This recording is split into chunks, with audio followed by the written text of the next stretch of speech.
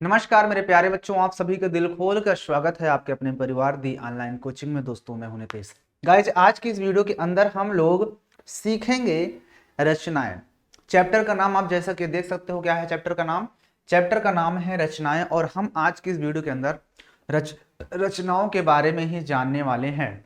हम आज की इस वीडियो के अंदर क्या करेंगे? रचनाओं के बारे में जानेंगे। जैसा कि आप यहाँ पे देख पा रहे हो कि कौन कौन सी हमारे पास रचनाएं दी हुई हैं, कौन कौन सी रचनाएं हमारे पास दी हुई हैं। तो आप इनको जरा ध्यान से देखिए, ठीक ना। रचना में हमने आपको बताया था लास्ट टाइम, हमने रचना में आपको ये बताया था कि हमें यहाँ पर कोण बनाना होगा, त्रिभुज बनाना होगा, कोण का समद्विभाजक खींचना होगा, लंबार्धक खींचना होगा। ये सब कुछ हम इसके बारे में सीखे थे। और आज की इस वीडियो के अंदर मैं आपको फिर से बताऊंगा, उसके बाद हम एक्सरसाइज शुरू कर देंगे, क्योंकि आज की इस वीडियो के अंदर एक्सरसाइज शुरू होना है।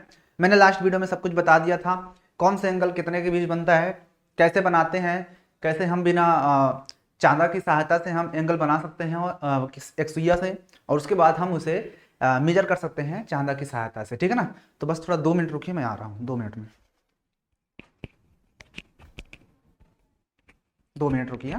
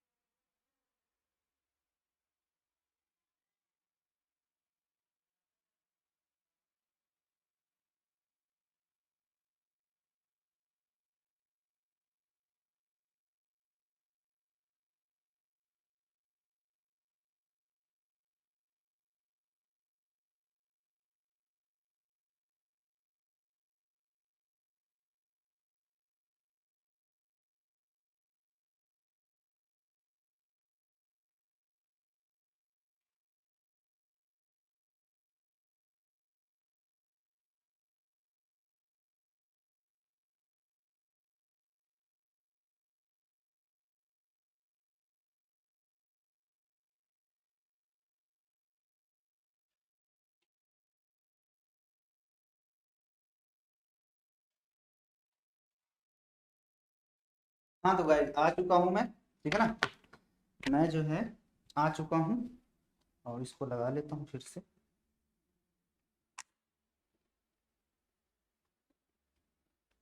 हाँ, आवाज आ रही है सभी को?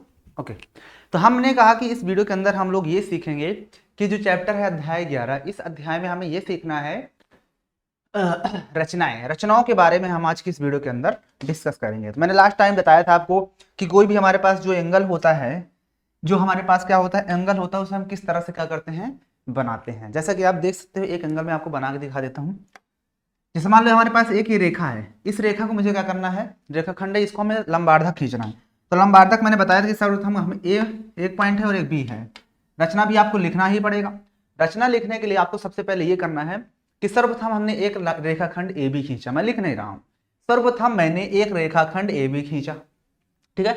फिर लिखेंगे फिर लिखेंगे रेखाखंड AB के आधे से अधिक का चाप लेकर A को केंद्र मानकर रेखाखंड के दोनों ओर लगाया, तथा उसी चाप को B को केंद्र मानकर दोनों तरफ लगाया, जो पहले चाप को क्रमशः बिंदुओं बिंदुओं C व D पर काटता है, ठीक है ना। फिर अगला क्या लिखोगे, C और D को मिलाते हुए एक रेखा खंड खींचा, जो कि पहले रेखाखंड AB को बिंदु ई पर काटता है।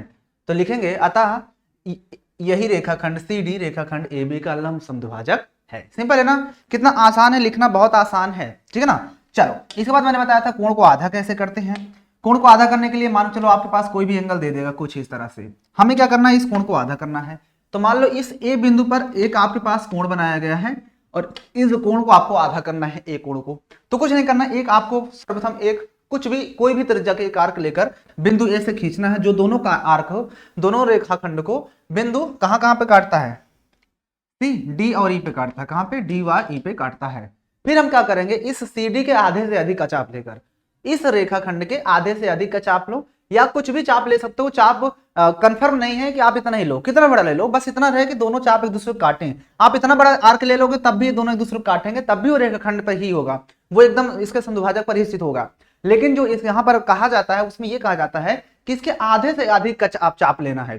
तो पूरा चाप ये है तो आधे से अधिक कितना होगा, तो इतना लेकर दोनों तरफ लगा दो, कोई दिक्कत नहीं। तो सेम चाप लेना है, तो यहाँ से हमने आधे अधिक का चाप लिया, लगाया, यहाँ से लिया आधा चाप ये मिला दिए, इसको मिला दिए, एक लाइन खींच दो। जब आप इस तरह से कुछ लाइन खींच दोगे तो आपको पता चलेगा कि जो लाइन खींची गई है ये लाइन, यही क्या है, इस रेखाखंड का अभिष्ट क्या है, यही जो है इस कोण का क्या है, अर्धक है। बात समझ आई। तो ये जो हमने कोण खींचा ये क्या है, इस कोण को आधा करता है। आप देख सकते हो कुछ इस तरह से हम इस क्वेश्चन को कर लेते हैं। बोलिए कहीं पर भी आपको दिक्कत है तो बोलिए, बोलिए अगर आपको दिक्कत है तो आप बता सकते हैं, नहीं तो फिर हम आगे बढ़ें। क्या किसी को कहीं पर भी दिक्कत हो रही है, बोलिए। चलिए आगे बढ़ते हैं, आगे की चीजों को हम आगे सीखते हैं।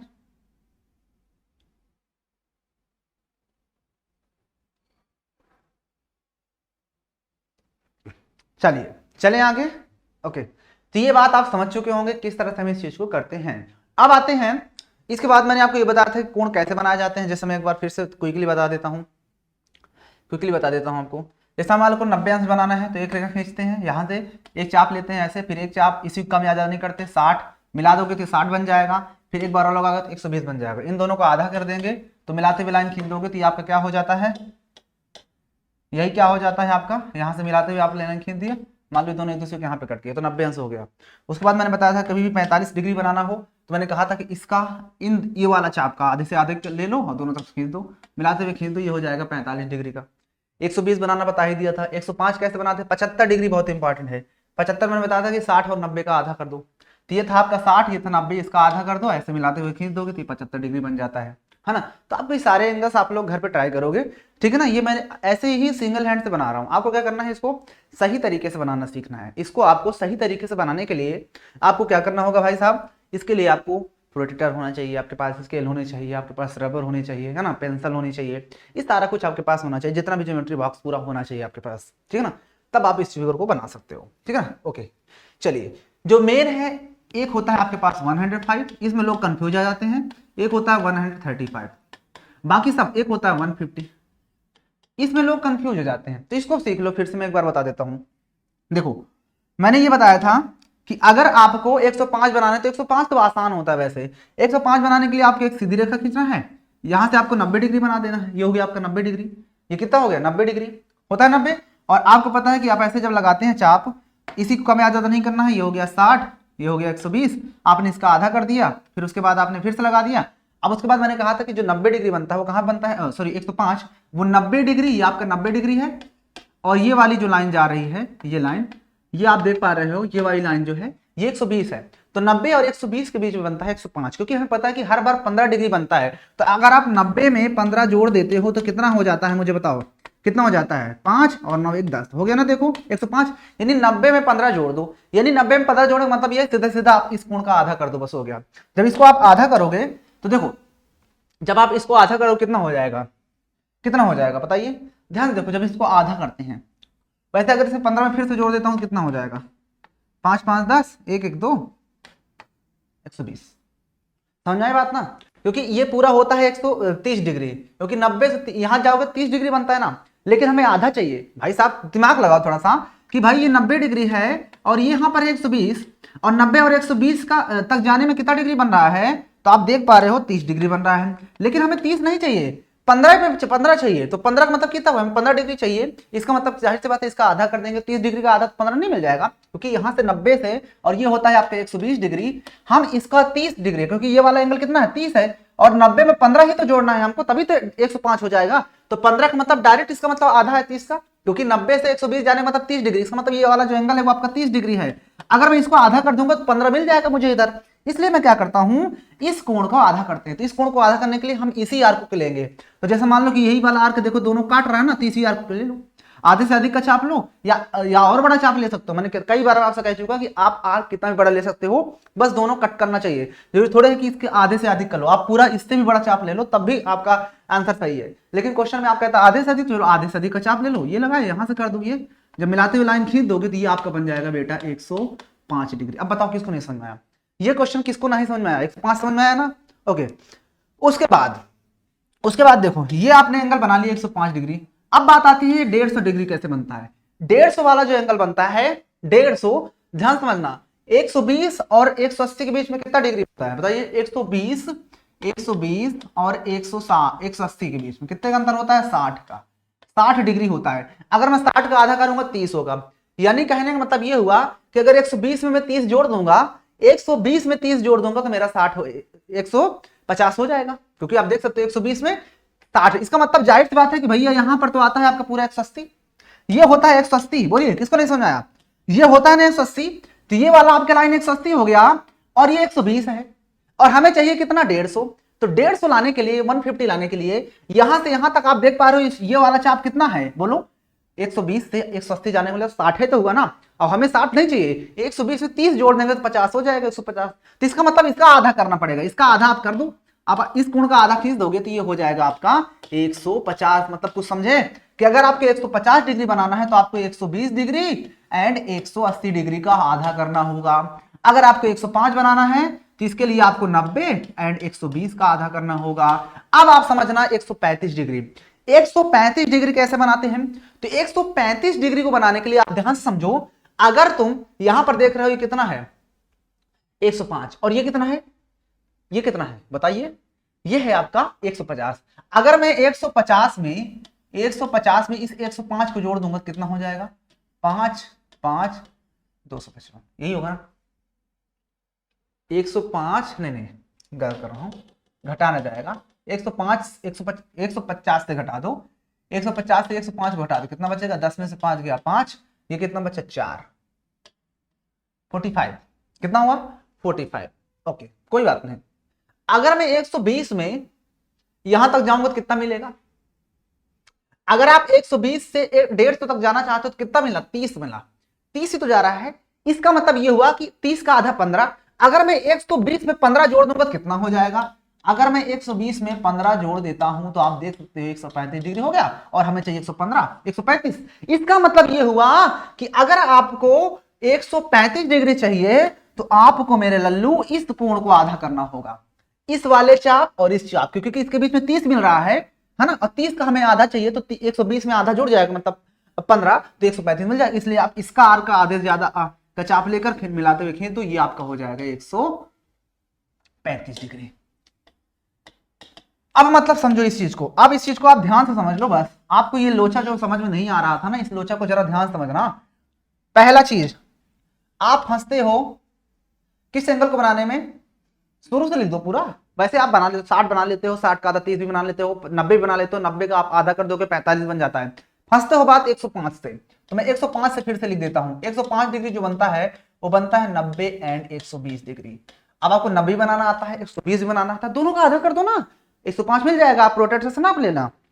ओके, उसके बाद 150 डिग्री, 150 डिग्री मैंने अभी बताया कि 150 बनाने के लिए आपको 120 और 180 का आधा करना पड़ेगा। किसका, 120 डिग्री एंड 180 डिग्री। मतलब कुछ समझे कि अगर आपको 150 बनाना है तो पहले 120 बनाना पड़ेगा और 180, फिर उनका आधा कर दो 150 हो जाता है। ठीक है, उसके बाद मैंने कहा था 135 डिग्री, 150 बनाने के बाद ही 135 बनेगा। इस बात को आप दिमाग में बैठा लीजिएगा भाई साहब, डायरेक्ट नहीं बन पाएगा, क्योंकि हमें पता है कि जो 135 डिग्री बनता है, 135 डिग्री 120 और 150 के बीच बनता है। किसके, 120 डिग्री एंड 150 डिग्री के मध्य में बनता है। तो मेरे लाल इस बात को आपको समझना पड़ेगा। अगर आपने इस बात को समझ लिया तो क्वेश्चन आपके लिए चुटकियों के बराबर हो जाता है। मुझे उम्मीद है कि यह बात आपको समझ में आ चुकी होगी। किसको नहीं समझ आया, 150 डिग्री 105 बनाना, 90 और 120, इन दोनों में कंफ्यूजिंग होती है। अगर आपको 150 बनाना है तो 120 और 180 का आधा कर दो, और अगर आपको 135 बनाना है तो उसके लिए 120 और 150 का आधा कर दो। बात समझ में आई, ठीक है। ओके, तभी इसकी जरूरत पड़ेगी तो मैं क्या करता हूं, इसको साइड में रख देता हूं ताकि आप लोग कंफ्यूज ना हो। ये यहाँ पे रखा रहना दो, वहां पे कोई जरूरत नहीं, वहां पे किनारे रखा है। अब आते हैं बेटा हम एक्सरसाइज पे और हम करते हैं क्वेश्चंस को साथ फाइट। आइए एक्सरसाइज 11.1 पर आरंभ करते हैं। ये रही आपकी 11.1 एक्सरसाइज। हमें आपका जो सहारा न मिलता, अज भंवर में ही रहते किनारा न मिलता, हमें आपका जो सहारा न मिलता, भंवर में ही रहते किनारा न मिलता।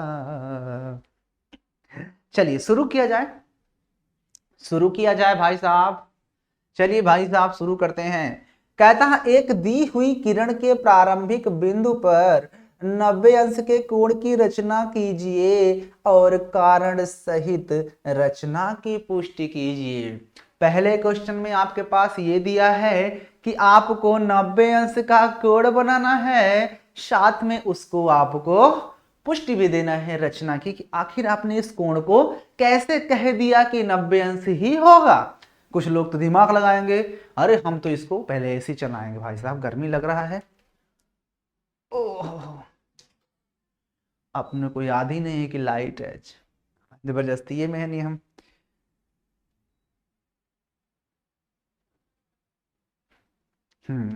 अब थोड़ा सा, भाई तो हम कह रहे हैं गर्मी काहे लग रही है भैया हमको इतना ज्यादा। तो हम बात करते हैं मुद्दे पर कि 90 अंश का कोण तो बनाना सबको आ जाएगा, लेकिन यहां पर लिखा है रचना की आपको पुष्टि भी करना है, अर्थात आपने जो रचना की है उसके बारे में आपको बताना भी है। तो देखो रचना, कोण की रचना कीजिए। देखो जब रचना की जाती है तो रचना के साथ साथ आपको उस कोण के कैसे बनाया हो उसको सब कुछ लिखना भी पड़ता है। अब यहाँ पर पुष्टि का मतलब यहाँ पर ये हो गया कि आपको उस कोण के बारे में बताना भी है, उसको आपको प्रूव करके बताना है कि आखिर 90 अंश क्यों होगा। कुछ लोग कहेंगे कि चलिए ले आते हैं हम प्रोटेक्टर, चांदा लाते हैं, रख के देख लेते हैं 90 अंश है या नहीं है ना। अच्छा आप लोग को मेजर करना आता है ना, कैसे मेजर करते हैं, हमने एंगल बनाना सही है गलत है, वो आपने पिछली क्लास में सीखा होगा, वो सब इतना छोटा मोटा आता होगा, ठीक है ना।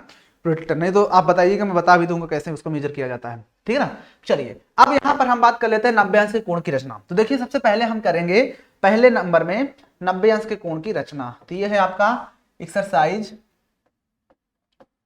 11.1 और हमें कर रहे हैं ये प्रश्न नंबर या क्वेश्चन नंबर 1 का सॉल्यूशन। तो यहां पर लिखेंगे क्वेश्चन नंबर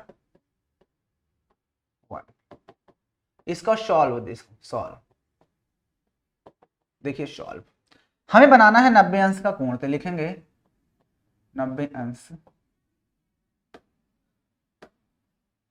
के कोण की रचना, कोण की रचना, ठीक है ना।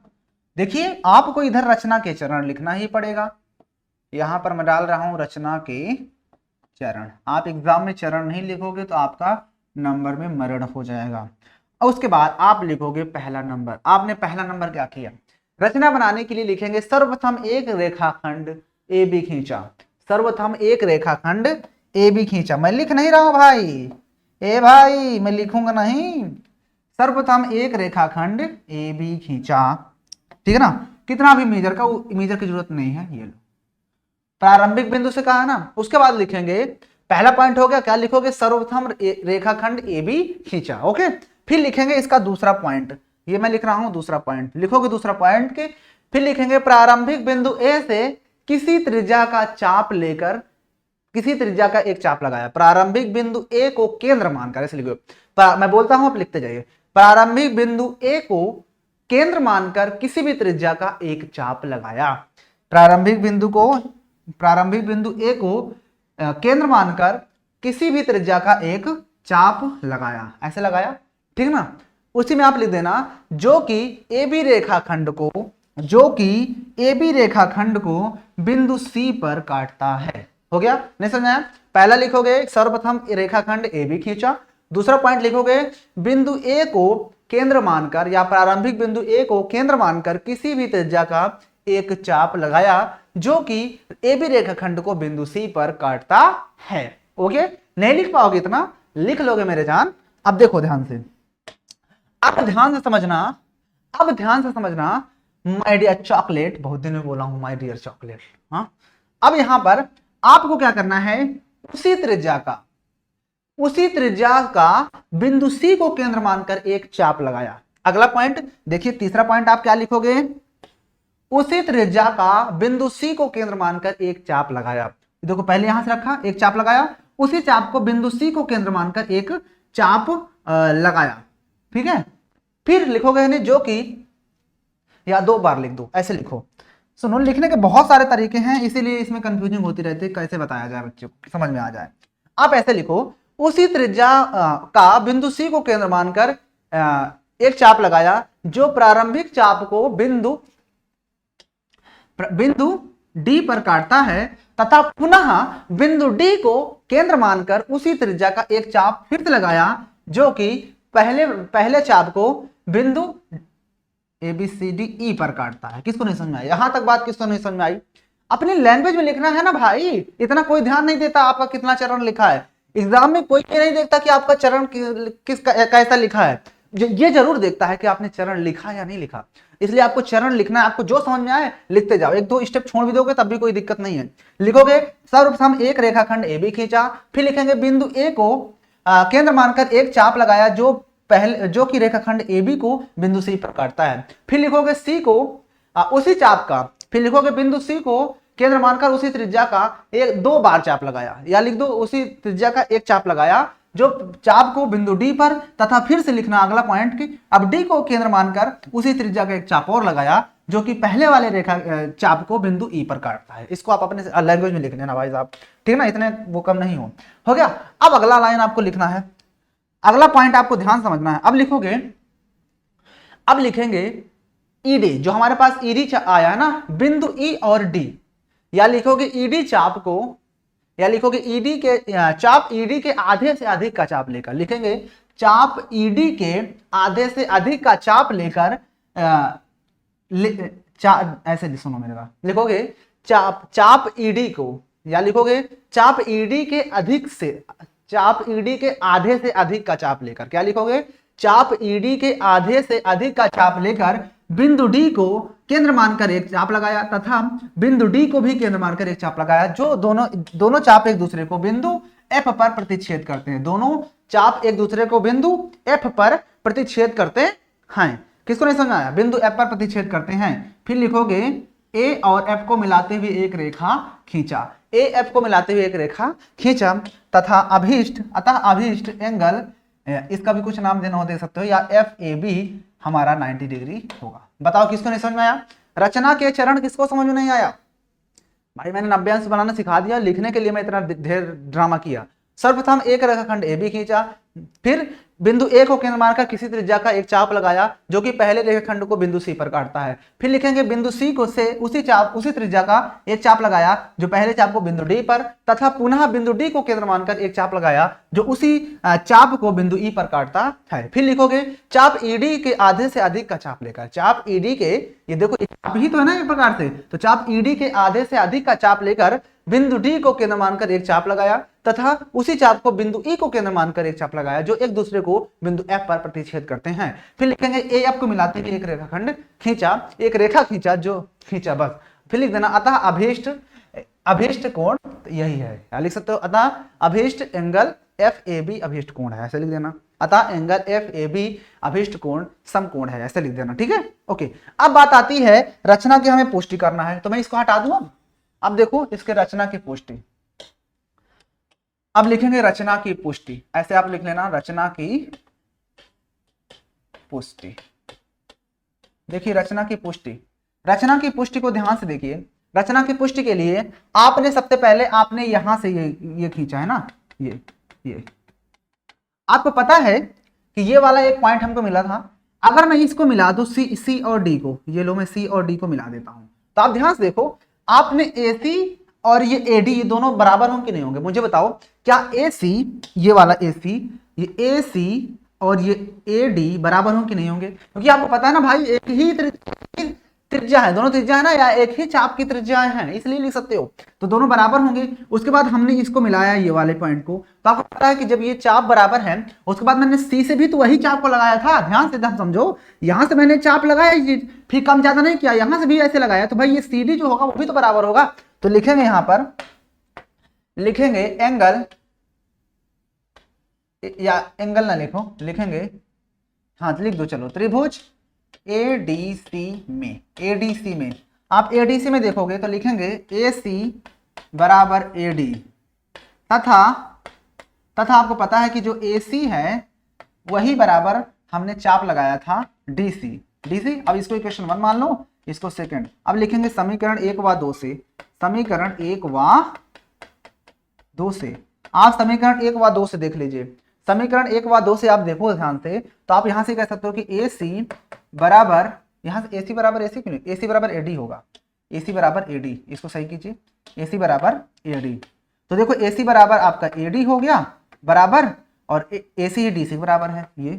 अतः हम ये कह सकते हैं, अतः आप ये कह सकते हो कि हमने इसमें कि तीनों भुजाएं बराबर दिखा दिया। अतः जो त्रिभुज आपके पास ACD है, ये क्या है, समबाहु त्रिभुज है। क्या है, समबाहु त्रिभुज है कि नहीं है। जब समबाहु त्रिभुज है, अतः आप यहां से कह सकते हो, अतः जो एंगल ये वाला होगा, एंगल DAC बराबर 60 डिग्री होगा कि नहीं होगा। ये 60 डिग्री होगा कि नहीं होगा मेरे भाई, होगा, बिल्कुल होगा। उसके बाद मुझे बताओ कि ये वाला जो लाइन खींची गई है, ये लाइन, ये 120 है। आपको पता नहीं 120 डिग्री है, ये 120 डिग्री नहीं है क्या, मुझे बताइए। आपके पास भाई यहां से ये एंगल मारे थे तो ये 60 और ये भी 60, भाई ये यहां से यहां तक पूरा 60 नहीं होगा। ध्यान समझो भाई, यहां से ये वाला और उसके बाद फिर से 60 ही तो एक बार में लगता है, इसका मतलब ये पूरा एंगल 60 है कि नहीं है।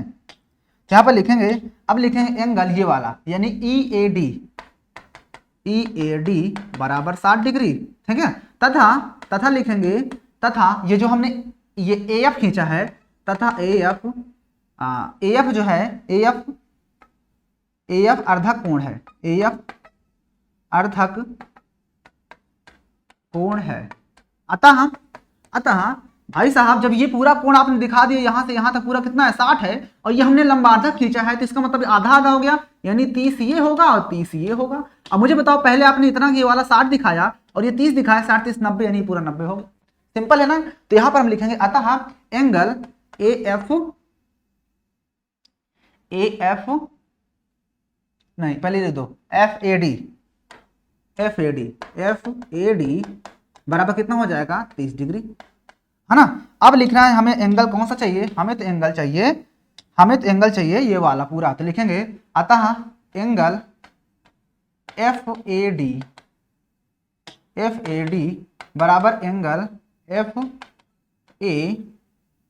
FAC होगा। हाँ, इसको FAC करो, क्योंकि हमें ये पूरा चाहिए ना, FAC ये पूरा, इसलिए FAC बराबर angle FAD plus angle DAC। आपने अभी दिखाया ये एंगल कितना आया, 30 डिग्री, और ये वाला एंगल हमने 60 डिग्री अभी दिखाया था, तो 60 30 कितना हो गया, 90 डिग्री। यहाँ पर आपने एंगल FAC कितना निकाल दिया, 90 डिग्री हो गया। यही हमें दिखाना था। देखो ना, FAD पूरा 90 डिग्री नहीं दिखा दिए, हेंस प्रूफ। अब बताओ किसको समझ में नहीं आया क्वेश्चन, बोले भाई साहब जिसको ये क्वेश्चन समझ में नहीं आया है वो मुझे बताइए। चलिए अगले क्वेश्चन पर चलते हैं। यहाँ पर आपका ये क्वेश्चन खत्म हो जाता है। आइए क्वेश्चन नंबर सेकंड देखते हैं। क्वेश्चन नंबर सेकंड कहता है, दी हुई किरण के प्रारंभिक बिंदु से 45 अंश के कोण की रचना कीजिए और कारण सही रचना की पुष्टि भी कीजिए। हमें रचना करना हो, बताना भी है कि 45 डिग्री कैसी हो गई है। तो आइए दूसरा क्वेश्चन देखिए। 45 डिग्री बनाना है हमें, कितना डिग्री लिखेंगे, 45 डिग्री के कोण की रचना हमें करना है। 45 डिग्री के कोण की रचना हमें भैया करना है, 45 अंश के कोण की रचना। इस बार रचना आप लोग खुद से लिख लोगे। ये रचना के जो चरण होते हैं, रचना के चरण, इस पर आप खुद विचार करोगे। क्या करोगे, 45 डिग्री बनाना कितना आसान है। सर्वप्रथम एक रेखाखंड AB खींचा, फिर बिंदु A को केंद्र मानकर एक चाप लगाया जो कि पहले रेखाखंड को बिंदु D पर काटता है। D को उसी त्रिज्या का चाप लेकर एक चाप लगाया, पुनः एक चाप और लगाया जो क्रमशः पहले चाप को बिंदु E और AB, इसको C मानते हैं,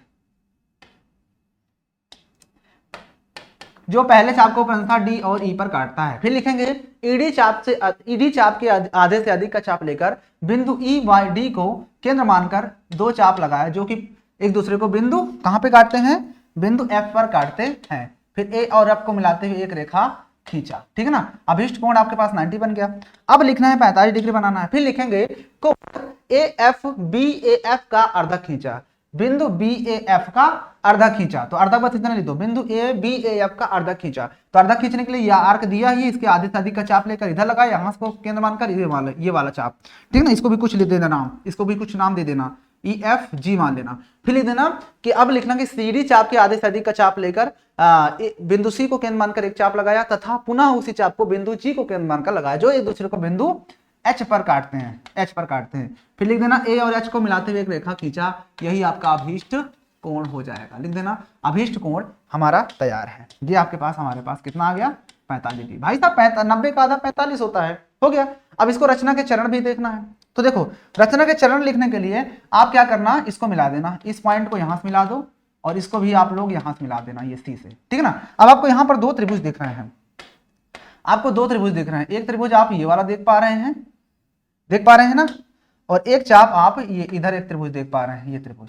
आप इन दोनों त्रिभुज को ले लो, तो लिखना, अब रचना की पुष्टि कर रहा हूं, हाँ रचना की पुष्टि में देखना, रचना की पुष्टि यहां पर मैं लिख देता हूं, रचना की पुष्टि, पुष्टि क्या लिखोगे, त्रिभुज ए एच जी व त्रिभुज ए C H, A C H में, ए सी एच में दोनों में देखो ध्यान से, आपको पता है कि ये जो दूरी है वही ये दूरी है।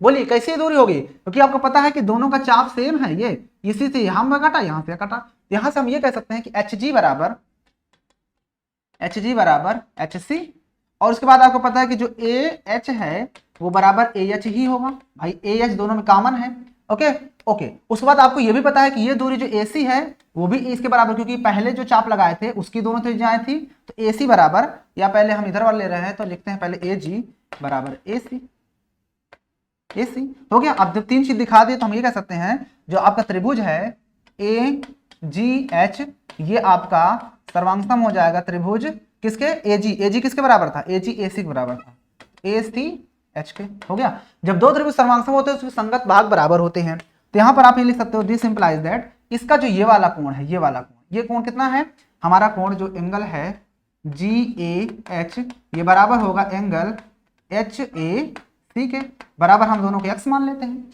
भाई ये दोनों एंगल बराबर होंगे, ओके।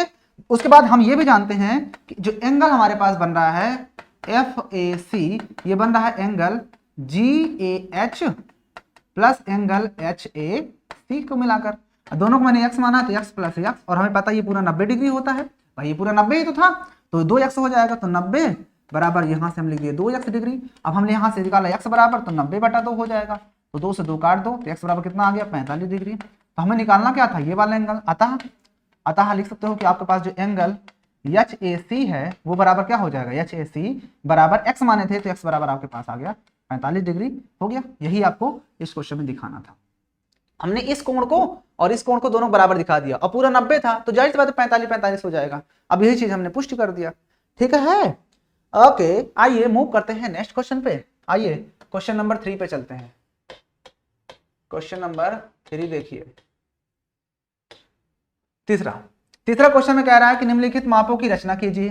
30 डिग्री कितना आसान है बनाना, 30 डिग्री नहीं बना पाओगे, सबसे पहले एक रेखा, अब रचना सिर्फ करना और लिखना नहीं है, एक यहाँ से लाइन खींचोगे, एक कोई आर्क ले लोगे, 60 डिग्री मारोगे, मिला दोगे, रचना। देखो पहली बात याद रखना, जब रचना करते हैं तो जिस एंगल को बनाना होता है सिर्फ उसी एंगल को हम करते हैं, मतलब कि नहीं पूरा लाइन खींचते हैं, बाकी सभी को हम ऐसे डाट डाट डाट करके मिलाते हैं, ठीक है। अब ये तो 60 डिग्री है, लेकिन हमें बनाना कौन सा एंगल है, हमें तो बनाना 30, तो पता है आपको 60 का आधा होता है, तो आधे से अधिक का चाप लो, यहाँ से लगाओ, यहाँ से लगाओ, मिलाते हुए खींच दो, हो गया आपका 30 डिग्री तैयार है, हो गया, ओके ओके। अब देखो 22.5, अब देखो जब भी इस तरह के एंगल आए ना तो उसको डबल कर दो, 22.5 है तो 22.5 का डबल कितना होता है, 45 डिग्री। 45 बनाना आधा कर दो ना रे बाबा, 45 बनाना 90 है, तो 45 के लिए 90 बनाना, 90 का आधा 45, और 45 का आधा होता है इतना। इसी तरह क्वेश्चन आपके सामने दे सकता है 7.5 को, तो अगर 7.5 डिग्री बनाओ तो 7.5 का डबल कितना होता है 15, 7.5 को डबल कर दो, जब भी इस तरह से दिया हो फ्रैक्शन में आपके पास संयुक्त भिन्न में, तो उसको डबल कर दो, तो 7.5 का डबल कितना होता है भाई 15 डिग्री में नहीं बना पाओगे, 15 बनाने के लिए 30 बनाना पड़ेगा, 30 बनाने के लिए आपको 60 बनाना पड़ेगा, और जैसे ही 60 बना दिए 60 का आधा कर दो 15, 60 का आधा 30, 30 का आधा कर दो 15, और 15 का आधा कर दो 7.5, बन गया 7.5, सिंपल है। तो उसी तरह से आपको 22.5 बनाना है, तो आपको पता है कि 22.5 का जो डबल होता है, 22.5 का डबल कितना होता है 45 डिग्री, तो आपको 45 डिग्री बनाना नहीं आता क्या, आइए 45 डिग्री आपको बनाना सिखाता हूं मैं, आइए 45 डिग्री देखो, एक लाइन खींचोगे, ये हो गया 60, 120 आधा कर दो, मिलाते हुए खींच दो, ये हो गया 90 डिग्री, 90 का आधा कर दिए, आपके पास हो गया 45 डिग्री। अब जैसे ही आपने 45 डिग्री बना लिया, ये आपके पास आ गया 45 डिग्री, ये आपने 45 डिग्री बना लिया, 45 का आधे से अधिक का चाप लेकर लगा दो, दोनों तरफ से मिला दो, ये बन गया आपका 45 का आधा मतलब कि 22.5 डिग्री। हो गया, कितना आसान क्वेश्चन है। चलिए अब बना लेना इसको, नहीं बना पाओगे बता देना, मैं इसको क्या करूंगा सही से आपको और कॉपी बना के दिखा दूंगा इस चीज को, ठीक है ना, अगर आपको दिक्कत हो रही है तो। आइए 15 डिग्री बनाना है, ये लो 15 बनाने के लिए आपको 30 बनाना पड़ेगा, 30 बनाने के लिए आपको 60 बनाना पड़ेगा, 60 का आधा 30, 30 का आधा 15, बना लेना। हाँ जैसा अभी 60 बना ले, ये लो ये हो गया, ये माना ये 60 बन गया। हाँ 60 का आधा कर दो, ये बन गया 15, 15 का आधा कर दो, ये बन गया 30, और 30 का आधा कर दो, ये बन गया 15। सिंपल है। चलिए अगला क्वेश्चन पे आते हैं। हाँ इन क्वेश्चन को जरा ध्यान से देखना, इन क्वेश्चन में थोड़ा सा दम रहती है, इन क्वेश्चन में थोड़ा सा दम है। देखो 75 डिग्री भी बताया था, 105 ही बता चुका हूँ, 135 बता चुका हूँ मेरे भाई, कितने बार पूछोगे इन क्वेश्चन को। 75 आपको याद है कि 90 और 110 के बीच, 120 के बीच बनता है। तो सबसे पहले आप लाइन खींच देना, ये हो गया आपका लाइन, ये हो गया 60, ये हो गया 90, आधे से अधिक का चाप लिया और यहाँ से मिलाते हुए एक लाइन खींच दिया, ये तो आपका बन गया भाई साहब 90 डिग्री। 90 हमें, और मैंने कहा था कि जिस एंगल को नहीं बनाना है उस एंगल को आप उसमें से मिलाना, डाट डाट, तो आप डाट डाट से मिलाना, ठीक है ना। आपको पता है कि ये वाला जो एंगल था ये था 120, हमें क्या करना है इन दोनों को आधा कर देना है, आधे से अधिक यहाँ भी चाप लगाना, इसी के आधे से अधिक का चाप लो, यहाँ से लगाओ यहाँ से लगा दो, दोनों मिलाते हुए आप लाइन खींच दो, ये आपका हो जाएगा 105 डिग्री। आंसर हो गया। और टीचर को वहां पे जांचेगा नहीं कॉपी, तो तुम्हारे पास वो प्रकार वरकार लेकर नहीं बैठेगा, ठीक है ना, बना देना, उसको लगेगा हाँ कि एंगल हाँ ऐसे ही बनता है तो सही कर देगा, वो चेक नहीं करता कि रख के आपका चेक ही करेगा। अगर उसने दिख गया कि हाँ ये एंगल सही दिख रहा है, 90 है, 120 के बीच ही बनता है, लग रहा है कि हाँ 120 है, 105 है, तो वो चेक नहीं करेगा, अगर नहीं लगेगा उसे तो चेक करेगा, ठीक है।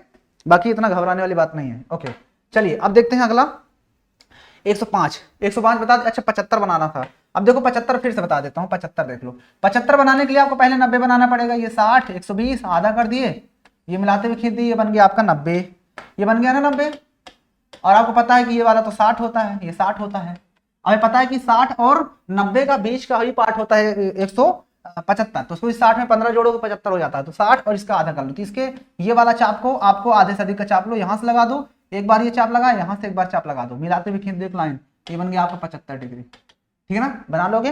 ओके चलिए आते हैं अगले क्वेश्चन पे। अगला क्वेश्चन है 135, 135 आप लोग घर पे ट्राई करेंगे, 135 डिग्री आप लोग घर से ट्राई करोगे, कई बार बता चुका हूं ना questions, this is your homework. अभी इसी वीडियो में मैंने आपको 135 डिग्री बनाना सिखाया है। बोलो कोई ये कह दे नहीं सिखाया हो तो मैं उसको बताऊं, कोई भी अगर ये कह दे कि नहीं सिखाया सर जी आप झूठ बोल रहे हैं, बहुत है मार मारेंगे। अगर किसी ने कह दिया कि नहीं गुरुजी आप नहीं बताए हैं तो बहुत ही पिटाई करेंगे।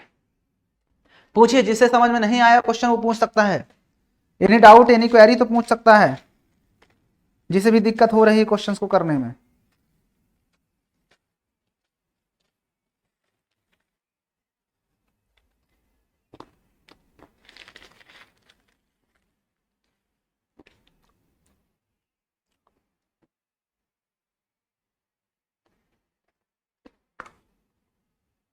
बोलिए।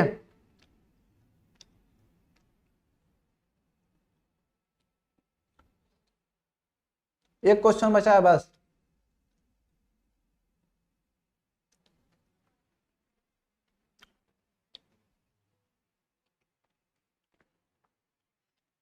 क्या बता दिया जाए इस क्वेश्चन को, कितने लोग तैयार हैं इस क्वेश्चन के लिए। हाँ चलिए आइए, एक समबाहु त्रिभुज की रचना करना है जिसकी भुजा दी गई है और कारण सहित आपको उत्तर की व्याख्या भी करना है, बताना भी है। बेसिकली आपको समबाहु त्रिभुज बनाना है और आपके पास भुजा दी गई है, भुजा दी हो मतलब जाहिर सी बात है भुजा तो बताना पड़ेगा कितनी है, नहीं तो अपने से मानना पड़ेगा, तो यहाँ पर उसने कहा है भुजा दी गई, इसका मतलब कि आप भुजा कुछ भी अपने से ले सकते हो। कारण सहित रचना कीजिए, ये भी आसान क्वेश्चन भाई, किसको समबाहु त्रिभुज बनाना नहीं आता, समबाहु त्रिभुज बनाने के तो दो तरीके हैं। देखो आपको समबाहु त्रिभुज की रचना करना है, कौन सा है क्वेश्चन नंबर 5,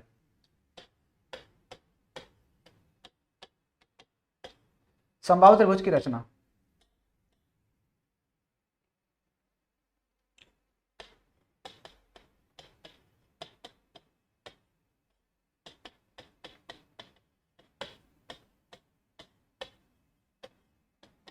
ये लो हम कर रहे हैं समबाहु त्रिभुज की रचना, कंस्ट्रक्शन ऑफ समबाहु त्रिभुज।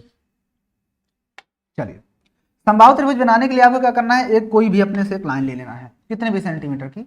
मान लो हमने इतनी बड़ी सेंटीमीटर ले लिया, हमें नहीं पता कितने हैं, उसने कहा है कि उसकी लेंथ आपके पास दी गई है, हमें नहीं पता कितने सेंटीमीटर, फिर भी माना जाता है एक, ये दो, ये तीन, चार मान लेते हैं, या पांच मान लो। चलो हम इसको मान लेते हैं कि हमने ये 4 सेंटीमीटर की हमने एक लाइन ए बी खींचा।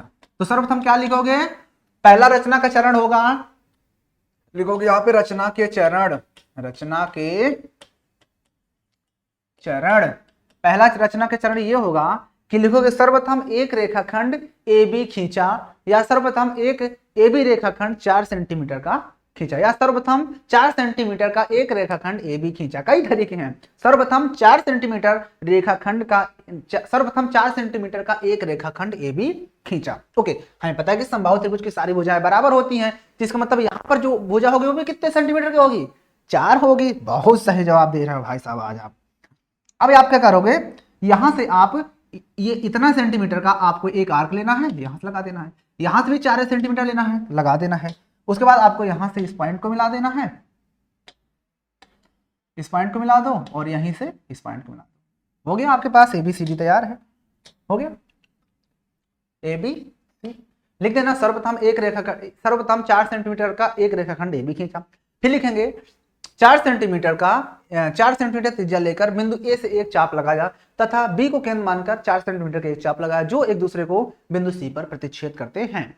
फिर लिख देना ए और AC व BC को मिलाया। फिर लिख देना अभीष्ट, लास्ट वाला जो पॉइंट होगा वो ये होगा कि अभीष्ट त्रिभुज ABC समबाहु त्रिभुज है, समबाहु त्रिभुज है। हो गया। दूसरा तरीका इसका ये था, अगर आप इसका सेकंड मेथड आप जानना चाहते हो, सेकंड मेथड ये था कि आप सर्वप्रथम क्या करते, एक कोई रेखाखंड अपने से ले लेते, कोई भी एक रेखाखंड। मान लो मैंने अपने से एक रेखाखंड ये ले लिया, इसका सेकंड मेथड बता रहा हूँ। ये वाला आपका फर्स्ट मेथड मैंने बताया, ये आपको मैं सेकंड मेथड बताने वाला हूँ। आपके एक रेखाखंड अपने से कुछ भी ले लेना है, जैसा कि मैंने 4 सेंटीमीटर लिया, इस बार चलो फिर से 4 सेंटीमीटर ले लिया। आपको पता है कि जो हमारा ABCD होता है, ABC एक समबाहु त्रिभुज होता है, उसके सारे कोण 60 डिग्री के होते हैं, क्योंकि इसकी सारी भुजाएं बराबर होती हैं, 60-60 होना ही पड़ेगा, तभी 180 होगा। तो हम ए से 60 डिग्री का कोण बनाएंगे। फिर लिखेंगे सर्वप्रथम एक रेखाखंड, सर्वप्रथम 4 सेंटीमीटर का एक रेखाखंड ए बी खींचा। दूसरा पॉइंट ये लिखना पड़ेगा, बिंदु ए से 60 डिग्री का कोण बनाया तथा बिंदु बी से भी बी को केंद्र मानकर एक 60 सेंटीमीटर का कोण बनाया, ठीक है ना, जो एक दूसरे को बिंदु कहीं पर काट रहे हैं। तो आपने यहां से ये 60 डिग्री तो बनाना आता है आपको। आपने ये क्या किया, ये चाप, अरे भैया, ये आपने एक आर्क लगाया, ये हो गया 60 डिग्री, ये आपने आर्क लगाया, ये हो गया 60 डिग्री, इधर से इधर स्टार्ट होगा। इन दोनों को मिलाते हुए एक लाइन खींच दो, इधर से मिलाते हुए आप एक लाइन खींच दो। एक दूसरे को आप देख सकते हो कहां पर ही कट कर रहे हैं, उसका उसका नाम दे दो C, जो एक दूसरे को बिंदु C पर काट रहे हैं। अब जाहिर सी बात है, आप चाहे नाप कर भी देख सकते हो, ये 4 है तो ये भी 4 और ये भी 4 ही होंगे, ठीक है ना। आप इसको नाप कर भी देख सकते हो, तो दोनों मेथड आपके सही हैं, ठीक है। अब बात यह आ जाती है कि क्या ये समबाहु त्रिभुज है या फिर नहीं है। तो आइए इसको हम रचना की पुष्टि भी कर लेते हैं। तो देखिए रचना की पुष्टि, देखिए अब मैं इसको हटा देता हूं, अब रचना की पुष्टि आपको देखना है, ठीक है ना। आइए रचना की पुष्टि देखते हैं। तो लिखेंगे रचना की पुष्टि। चलिए रचना की पुष्टि देखिए, हालांकि आप दोनों से पुष्टि कर सकते हो, लेकिन मैं इससे बताता हूं। आप इस त्रिभुज में देखो, लिखेंगे त्रिभुज ABC में AB, आप त्रिभुज ABC में देखोगे तो आपको पता है कि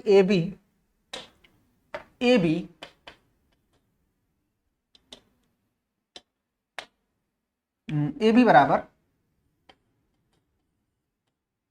AC।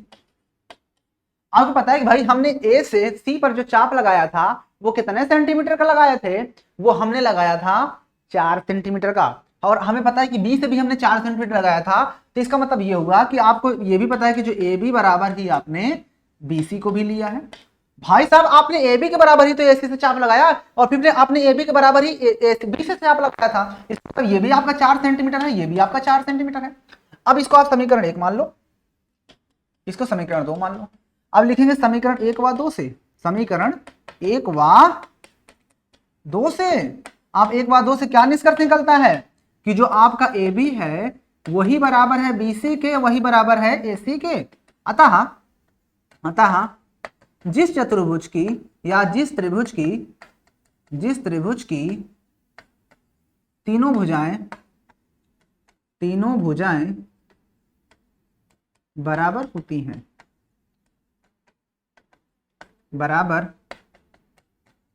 होती हैं, वह एक समबाहु त्रिभुज होता है, वह एक समबाहु त्रिभुज कहलाता है। अतः इधर लिख देता हूं, अतः अभीष्ट त्रिभुज ABC समबाहु त्रिभुज है।